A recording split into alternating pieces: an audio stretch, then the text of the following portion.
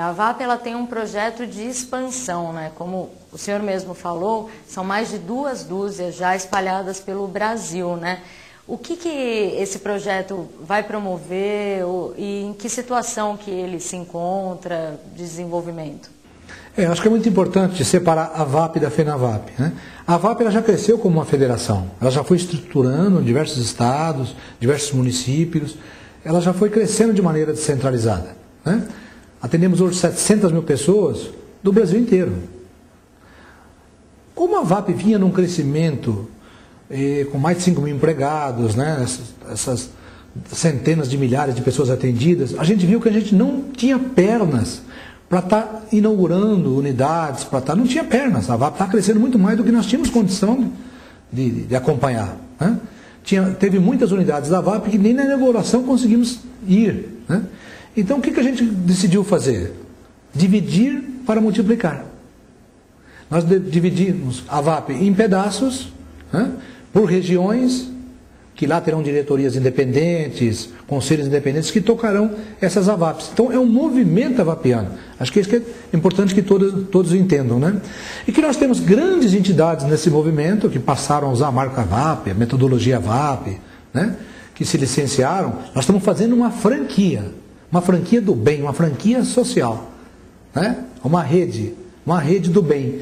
Então, essa franquia pode entrar tanto pequenas entidades como grandes entidades. Aliás, o nosso objetivo maior são as pequenas entidades, aquelas entidades em locais longínquos, né? Para fazer um programa que é um programa de capacitação profissional, por exemplo. Não faz reabilitação profissional, reabilitação clínica, não tem estrutura, mas pode fazer capacitação profissional. Então leva toda a metodologia, leva todo o conhecimento, será treinada à distância, será acompanhada à distância, uma franquia, né? Terá supervisão à distância e ela passa a usar essa metodologia para treinar nesse local longínquo essas pessoas com deficiência, colocar nas empresas, acompanhar nas empresas, como a VAP hoje já faz. Então a VAP para essas entidades será um espelho. A VAP para essas entidades será um modelo, que elas vão também estar no site lá da VAP e acompanhar como a VAP faz. Elas farão visita à VAP para ver como é que a VAP faz, para fazer o mesmo modelo. Isso é um sonho dos nossos fundadores, não é só meu, que sou fundador da VAP, mas eu sou irmão de uma pessoa com deficiência. Nós temos os pais de pessoas com deficiência, que já estão velhinhos. E muitos destes vêm desses locais longínquos, do interior do Ceará, do interior lá do Rio Grande do Norte, e que tinham um sonho que essa VAP chegasse até esses locais. Está aí o sonho sendo realizado, né? Então nós vamos usar muito a internet, nós vamos usar muito o e-learning, quer dizer, o treinamento à distância, de toda a rede, de escolas, centros profissionalizantes, famílias, entidades, as próprias pessoas com deficiência terão acesso a esse treinamento direto na federação. Então, é um movimento novo no país que vai se espalhar a América Latina, América Central, África. Nós estamos indo aí para o mundo inteiro.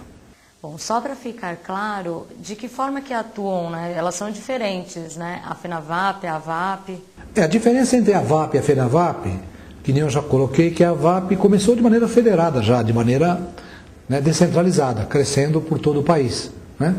Só que depois, quando nós pensamos nesse crescimento da VAP, a gente pensou em fazer franquia, em vez de estar crescendo a VAP.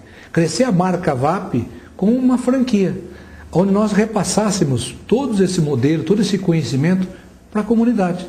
Aí fomos atrás do BID, OEA, né, parcerias internacionais para arrumar recursos para reproduzir o modelo da VAP para todo o país. Afinal de contas, esse tipo de tecnologia não pertence a gente, pertence à humanidade. Nós vamos deixar todo jeito isso aí já. Isso já pertence à humanidade.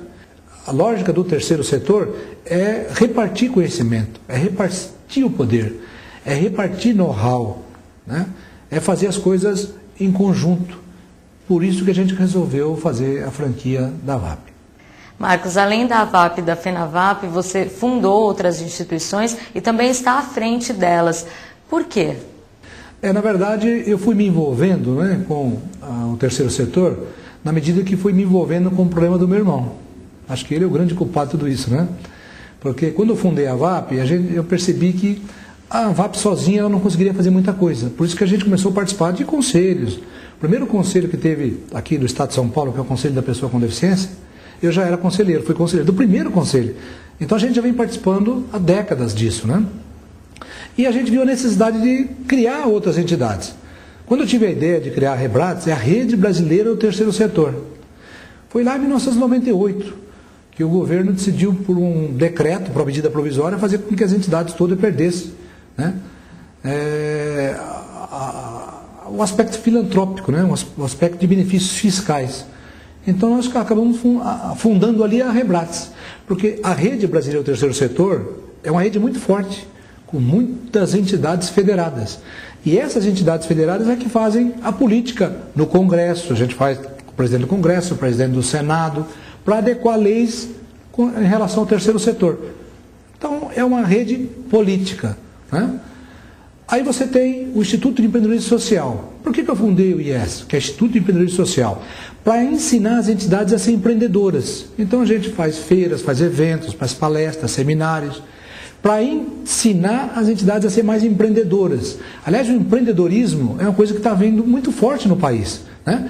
O empreendedorismo de jovens, de pessoas com deficiência, de mulheres, de negro, né? O Banco do Povo fomentando, né, empréstimos para pessoas gerarem negócios. Então, hoje se fala-se muito no país sobre empreendedorismo. Por que não empreendedorismo social? Então, essas entidades têm que ser mais empreendedoras do ponto de vista social, para atender melhor os seus assistidos com mais empoderamento, com mais recursos financeiros, com mais funcionários, com mais prédios.